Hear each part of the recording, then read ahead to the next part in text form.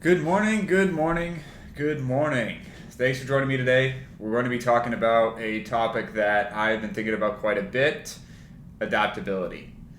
10 years ago, I had the special opportunity to learn from a highly regarded professor at my university for one of the mandatory classes that I had to take to get my political science degree. Originally, I had assumed it would be a full class, given that the last few this professor taught were so difficult to get into. I actually had to request special permission to get into it, and he allowed it. I had attended his previous lectures as well. They were on the prison system. They were really good, and I actually don't remember the name of this course, but I do remember him thinking outside of the box and helping me think outside of the box. He was one of the few professors that had actually kind of had this anti-establishment side to him without going too far. Obviously, when you're teaching in an institution, you can't really do that. When I showed up to this class, the theory and challenge class, I was one of the 4 students that had showed up. So his other class was full. This one was only 4 students. Basically, the outline of this course, and again, it kind of took me by surprise here, but the outline was that we had to read Marx every single week, Karl Marx, beginning with Das Kapital. And I think it was empty because this course was just so packed with readings and stuff like that. I don't think really anybody wanted it. And of course, a lot of people are looking for that easy A. This was not going to be what we were doing in this 12-week program. I guess the word challenge put a lot of people off. And a lot of people were thinking about their master's applications and their grades, like I said. So that's probably why it was only 4 people in total.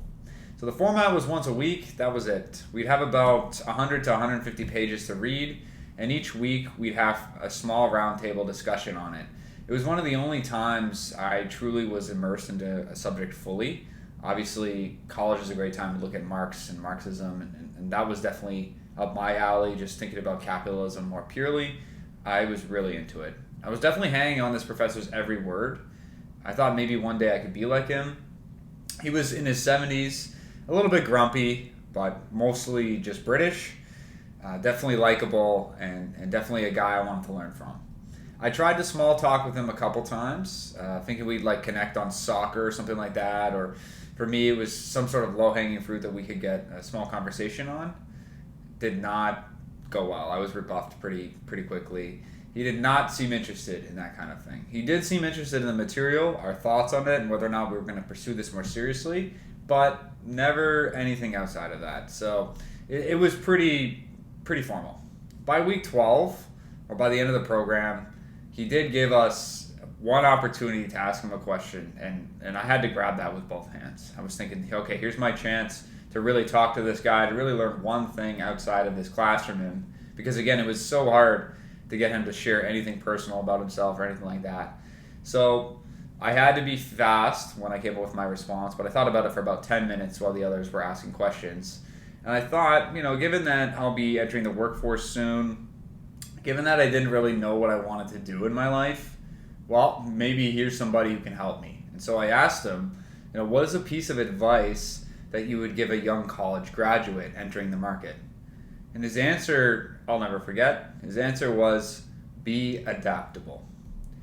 Now, originally, when he said that, I was a bit miffed. I was taken aback. I really had hoped it would be advice I could take with me, propel me in my career. I thought it would be some, ethos I would write down or something like that. I definitely had my own expectations, but it was definitely a letdown. I thought that he would go on some diatribe about the economy and tell me, no, you need to go into this specific industry so that you can be a millionaire. I guess I had the wrong expectations. I definitely was a little bit angry at first too. He was a tenured professor who had hit his established career, and he was financially sound, and he was full of great ideas, and I needed help. For weeks, even months, I found myself just stirring on it. I didn't realize it then, but this advice would come in handy. And it would be more career advice. It would be more career advice than I really thought it would ever be. It would be life advice that I would take with me for a very long time. I never forgot this one-liner. He did spend a little bit of time explaining it, although that kind of went over my head because I was so angry. That is original response. Be adaptable. Wow, thank you so much, right? Because it just puzzled me. I felt like that was kind of a waste of a question. And you know what? As I grew older, I started to appreciate this a lot more.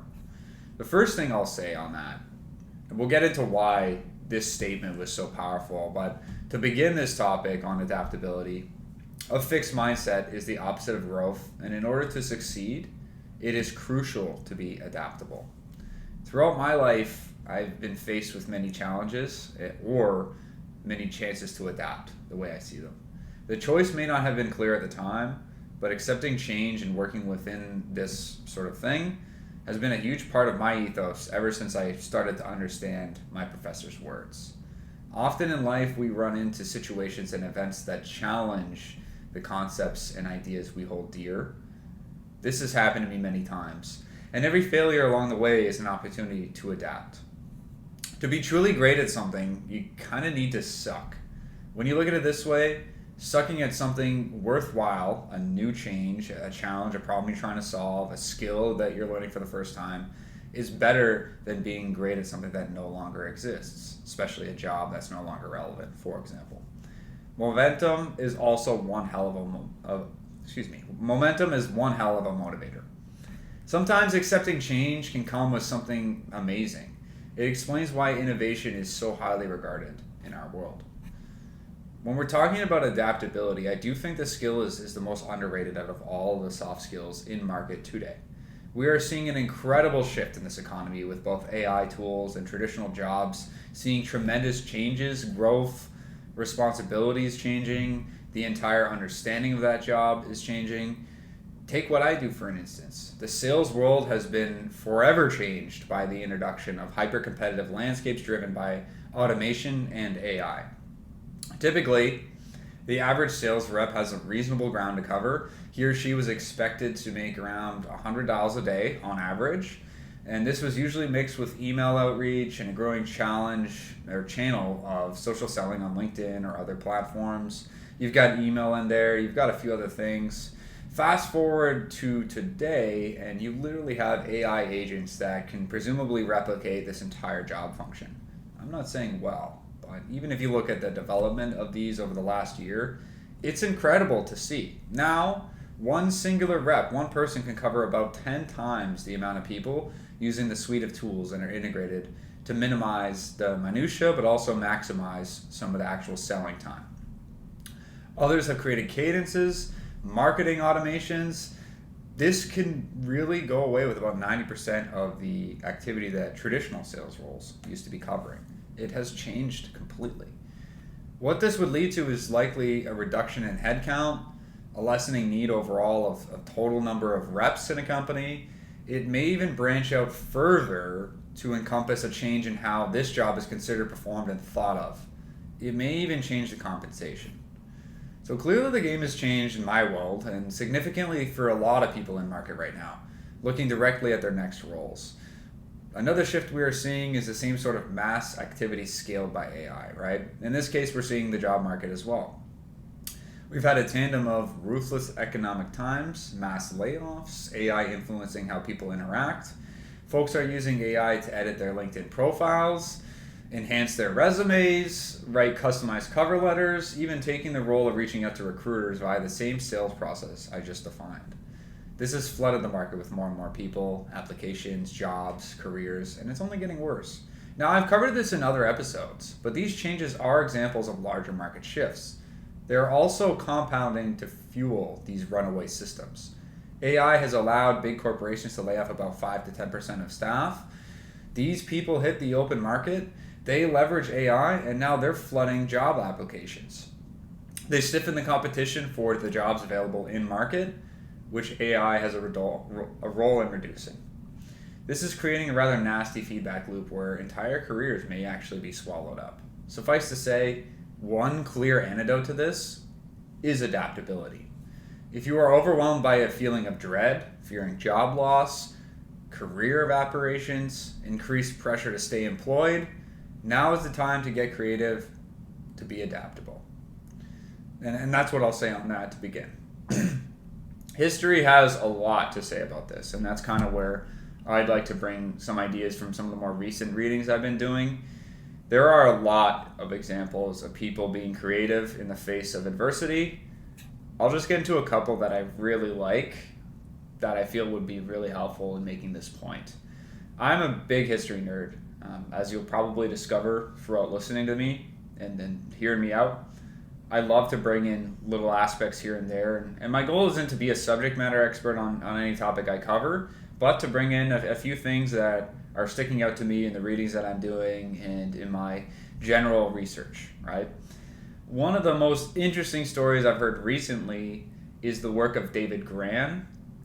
He is he's a nonfiction writer, but he has a great way of wrapping up these tales as stories. It almost reads like a fiction, and one of the most interesting stories that I read from him recently was the Wager, and that's a story of a shipwreck where men were sent across the world trying to find a Spanish galleon in Chile, and they actually had to sail from England all the way to Brazil and then and through the Drake's Passage all the way to the other side of Chile. They ended up getting stranded, having almost no way to return home. They had to make shift and create a new ship, and that allowed them to get back home, right? He has another story as well of the lost city of Zed, or Z, as the author would call it. The main character is one of those guys who went into the Amazon trying to discover a lost race of people, a lost city of gold. It is helpful to remember that humans have certainly faced times of great uncertainty, and when they're faced with life-threatening circumstances, you really see them adapt. In the case of the Wager, the fact that these men actually went and built a new ship and got themselves home, that should clearly demonstrate what I'm trying to say about being adaptable. If they were at any point accepting of their fate, we would never have heard that story, right? I'm not going to go through the whole thing. It actually is coming out next year as a movie starring Leo DiCaprio, so stay tuned for that one. It's The Wager, that actual book. The other one, The Lost City of Z, I don't know if they'll make this one into a movie, but same sort of idea. The main character is literally a British guy who went into the Amazon several times, and each time he kind of took the lay of the land and made his plan after the fact. He eventually did disappear in the wilderness, so I don't want to champion that guy too much, but in reading these tales, you kind of remember that people have always been adaptive, and when we have this current state of play in our society, we tend to think of things as very fixed. I go to work, I do these things, here's how I pay my bills, here's my interaction with the world. But the more you study history, the more you realize that things are never fixed. They're always in a state of flux, right? And when you zoom out, this is very clear. In the case of these men in the 1750s who were traveling across the world, they had none of the modern accoutrement of our life, and they came up with something remarkable and possible and definitely a memorable story, right? I'll give you another example. I really, really like the nomadic tribes of the Americas, the Comanche tribes, the Shoshone tribes, and many of the other ones. And I'm definitely really new to this topic, but one of the most amazing stories more recently came to me through the works of Empire of the Summer Moon, and that talks about the Comanche tribe who ended up dominating the American Midwest for about 100 years, give or take, after they discovered the invention of horses. And that's a remarkable tale. Again, don't know if I have the background or even all the data to really break this down for you. But in layman's terms, here you had a tribe, the Comanche tribe, who was more or less scavengers, more or less people living on a mountainside, a hilltop, who were rather fixed in how they interacted with the world. They were forced off their ancestral land through the warring tribes. I can't remember which tribe actually forced them out of the land. And this led them to the plains that the Spanish dominated. The Spaniards enslaved them, and one of the things that ended up happening was that the Spanish brought over their horses that were not present in North America, and the Comanches were one of the stewards of these horses. They learned the way of the horse, they learned how to understand them. Fast forward 200 years and you have the most deadly horseback tribe in North America. If that group of people were fixed or rigid in their understanding of their environment, of their future, and of their position in the world, they would never have embraced that new technology, and they ended up being the native tribe that best leveraged the horse in their life. So I really like that. I really like how they went from being kicked around a little bit by other tribes and the Spanish to then being the ones that were feared by basically everybody in the area. So if you're interested in that, Empire of the Summer Moon, incredible book. Incredible book. There's a couple others I'm going to reference here too. I'm a big Robert Greene guy, and throughout the dozens of examples that he throws out there, the one that sticks out the most is obviously Napoleon. Going into each battle with a new set of plans based on the conditions and the setting of said battle. It makes my point for me. Rigidity is not going to breed success. Fluidity often reveals the path forward in difficult times. In regular times, maybe not, but when things get really sticky, it's important for you to be fluid and to understand, okay, well, what can change and what are some assumptions that I'm laying down that don't necessarily need to be present? If things are ever more volatile, unpredictable, consistently inconsistent, this may be an indication that things really are changing. This may be a clue that sticking to an old paradigm or old principle, staying stuck in one's assessment of the situation, might not be the best strategy, right? And I'm not done pulling out sources here. I've got one more for you, and this is the work of Napoleon Hill, who obviously isn't writing anything new, but I felt that a lot of what he brings in his book Think and Grow Rich has many principles of adaptability that I felt would be really fitting for this episode. The first one being definiteness of purpose plus flexibility of plans. I'm not saying that you should have no goals, that nothing should be fixed at all. What Hill says as well is that a clear goal is essential. So having an end goal is incredibly important. But the path to achieving it might be fluid and must be fluid in his case. He writes, "No one has ever been defeated until defeat has been accepted as a reality. If one plan, and if your plan fails, create another, and another, and another until success is achieved. Rigid thinking leads to failure. Saying I'm failing, saying this isn't going to work, is an aspect of failure. So you got to be adaptive in that way." He also talks about the mastermind group. Surrounding yourself with people who challenge your thinking fosters adaptive learning. Everybody knows the value of a friend who can tell you like it is, and that doesn't feed you that, regular monotonous comment that isn't really valuable. We all appreciate people in our lives who can call us out or help us think differently. So I'd encourage you to surround yourself with some people who really think differently than you do so that you can break out of that agreeingness all the time or are thinking that things are so rigid, right? Especially when you have these kinds of friends, if one approach isn't working, that kind of group can be called upon to come up with something a little bit more creative. So find those anarchists, find those people that think almost the opposite of the way that you do, and you might be surprised. They can help you run past some of your ideas in a way that you hadn't thought of before. Another thing that Hill talks about is faith in autosuggestion. When you have faith, it's not just about believing in success, it's about believing in your ability to adjust. So knowing that, okay, I am going to be that thing. If you say you want to be a millionaire, I'm going to be a millionaire. But when you're hit with a failure or a setback, not being blind in your adaptation of that understanding. If you learn something along the way, you should be applying that. You shouldn't just stay rigid. Of course, the best laid plans don't always exist at the start. So if you're starting out something, you're laying out plans, maybe you learn something along the way that allows you to be a bit more fluid, right?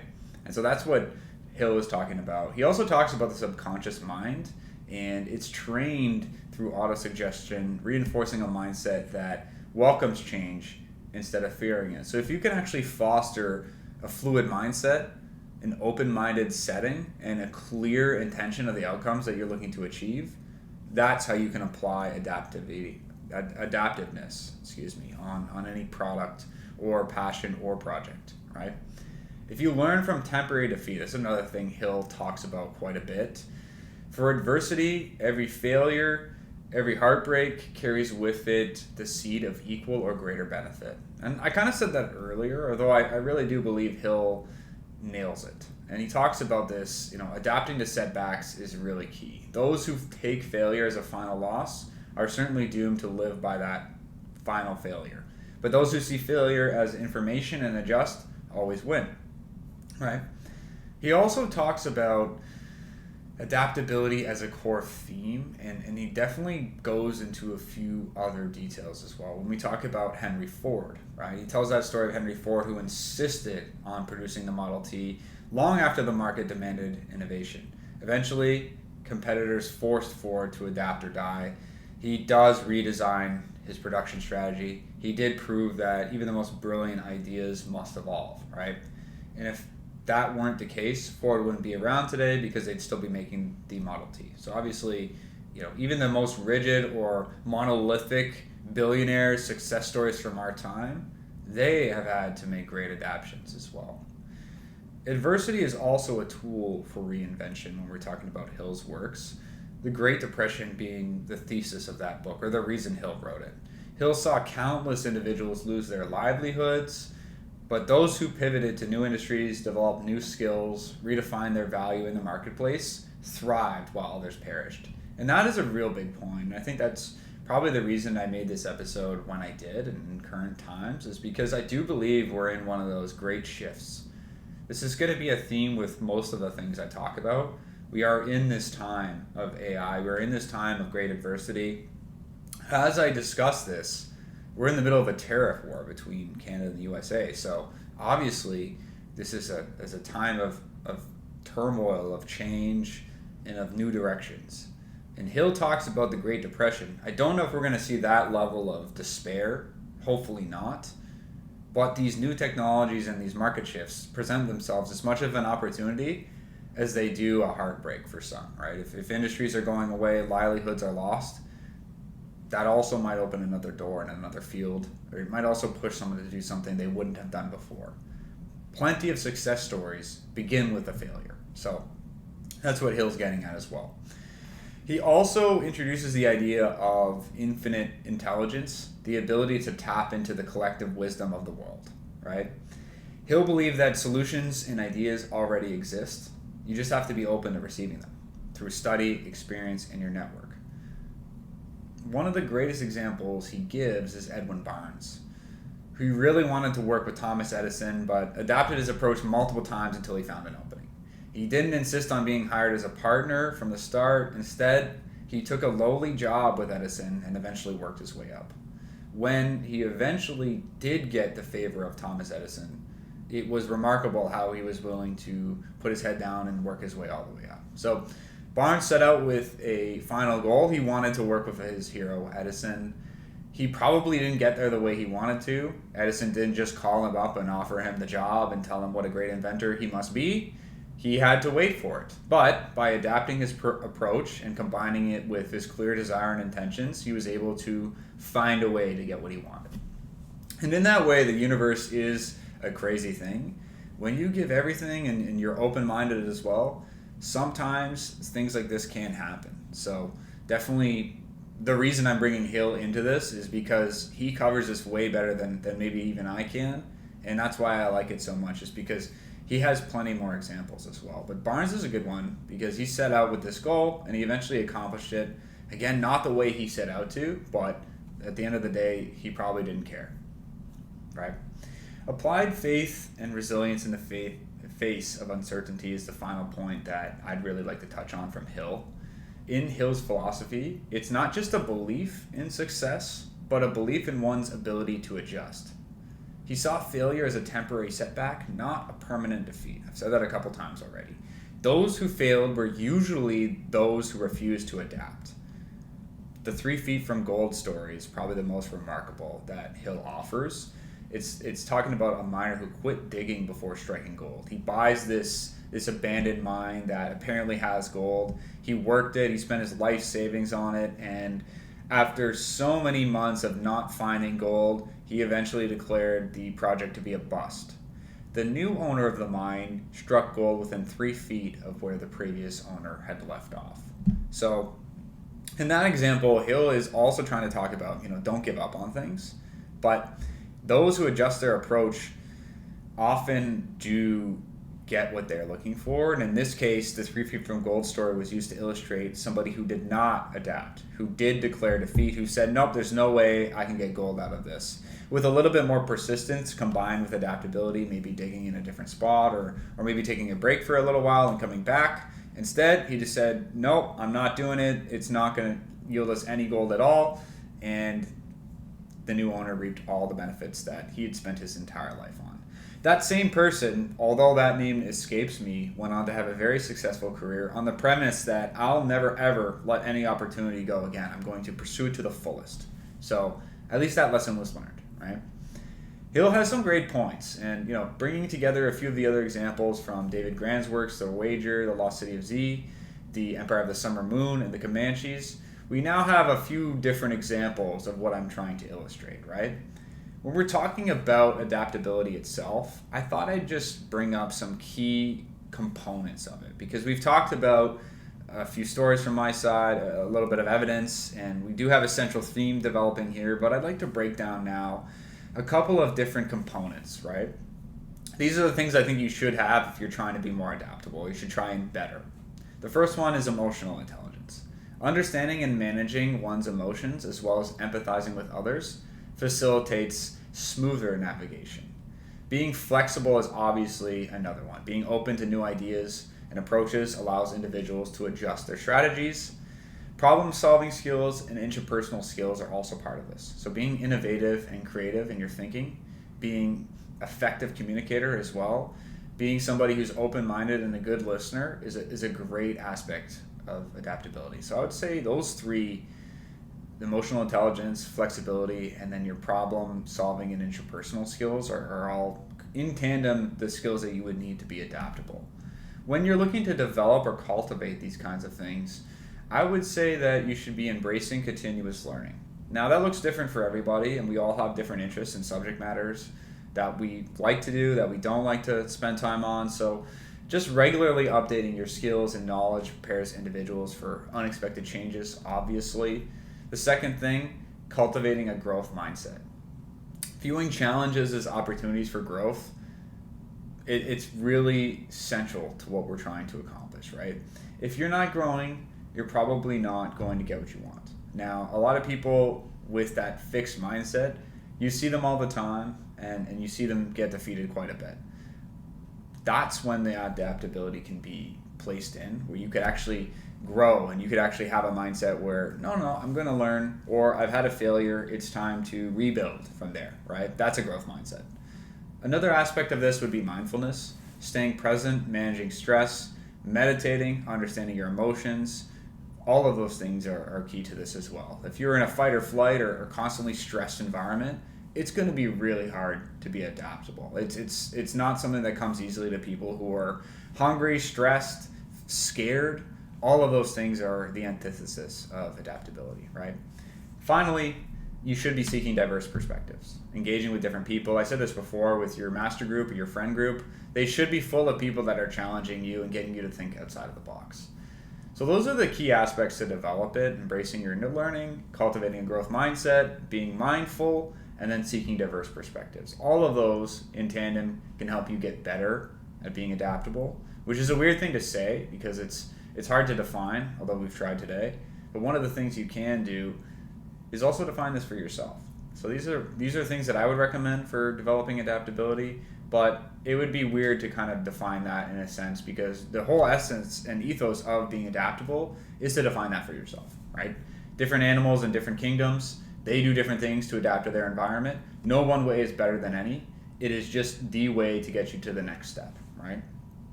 Often, as is the case, someone from history makes my point a little bit better than me. And finally, I'd like to bring in a proverb that I really like that I read recently from the Tao, chapter 76.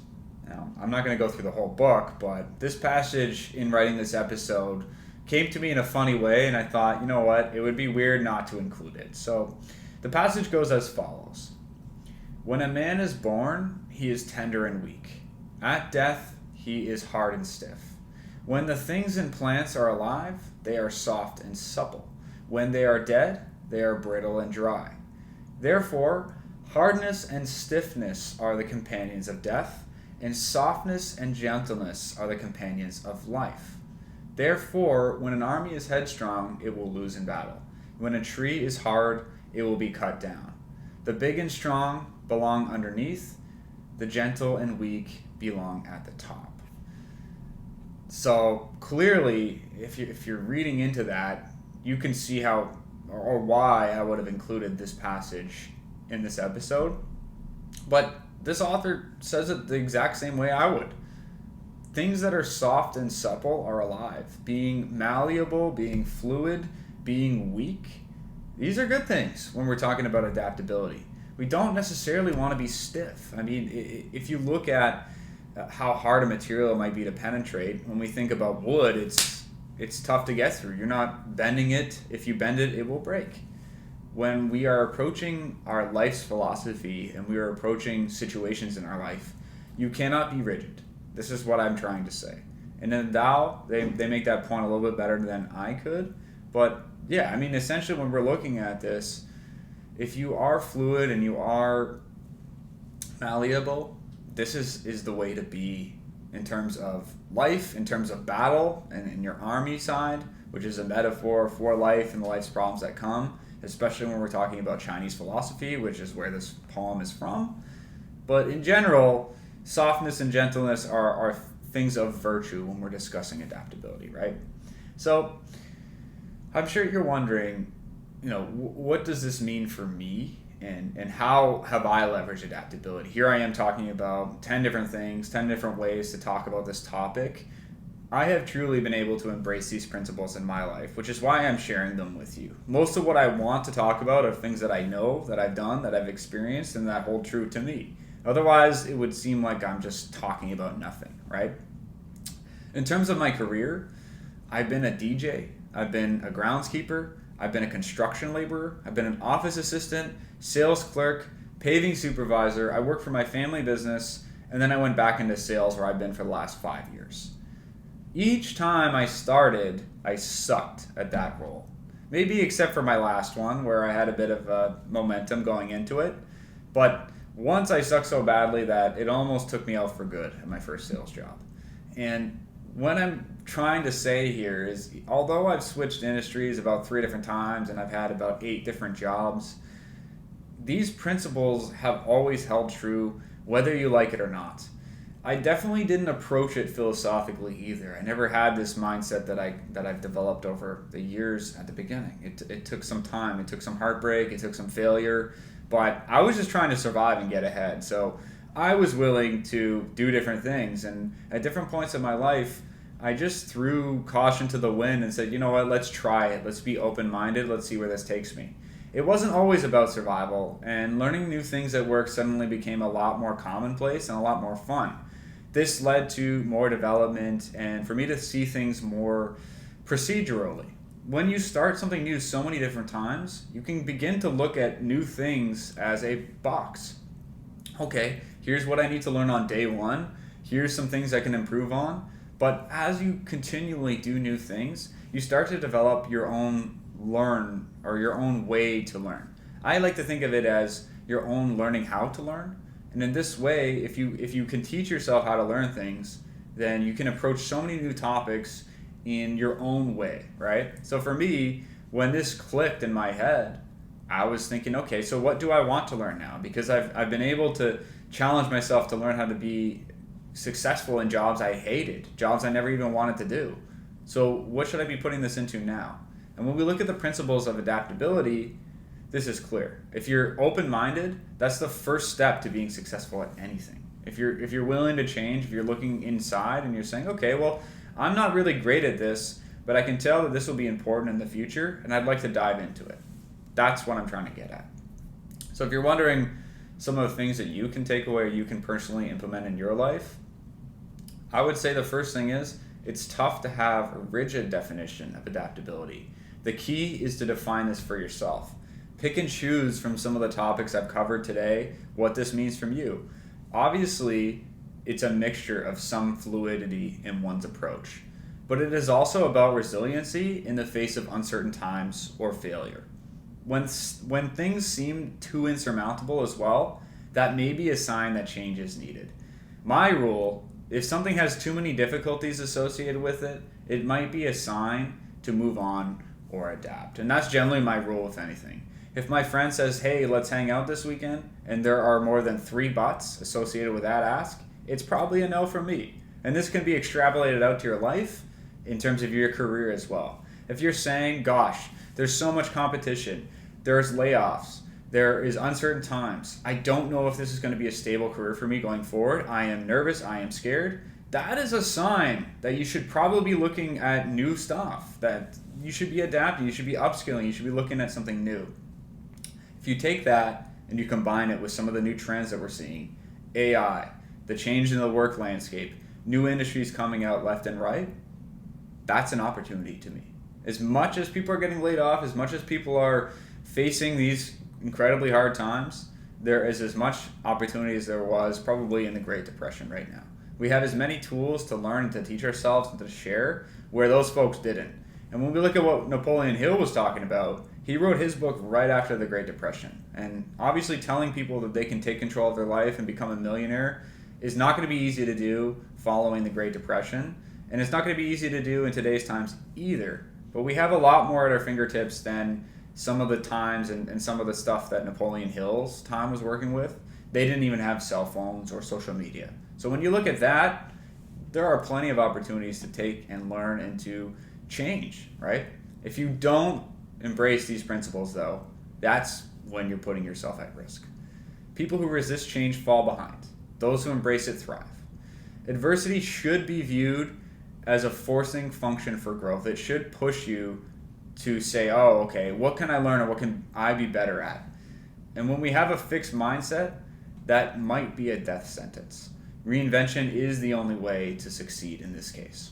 The greatest successes, if we look at Ford, Edison, if we look at some of the men on the wager who made it home, if we look at Napoleon, if we look at Ford, all of them were cases of persistence through adaptation, not just sheer willpower. Now back to my professor. As I said at the start of that, when he said be adaptable, I was miffed. I was not happy about this. It really bothered me for a couple of years. About 15 years on from the subject, maybe not, maybe 10 years later, I can safely tell you that that was the best piece of advice that I have ever received. And the reason is, besides all of the evidence I've given you here today, is that this piece of advice has proven more true for me than any singular piece of advice that I've ever received. The theme of my young career has been to be adaptable. And so at the start, when I say, you know what, this guy might be a bit of a moron, I don't really like what he's saying, and he's not really put a lot of effort into his response to me, I am actually incredibly grateful for that original piece of advice. And that did form the backdrop of why I wanted to share the episode with you today. So thanks for listening.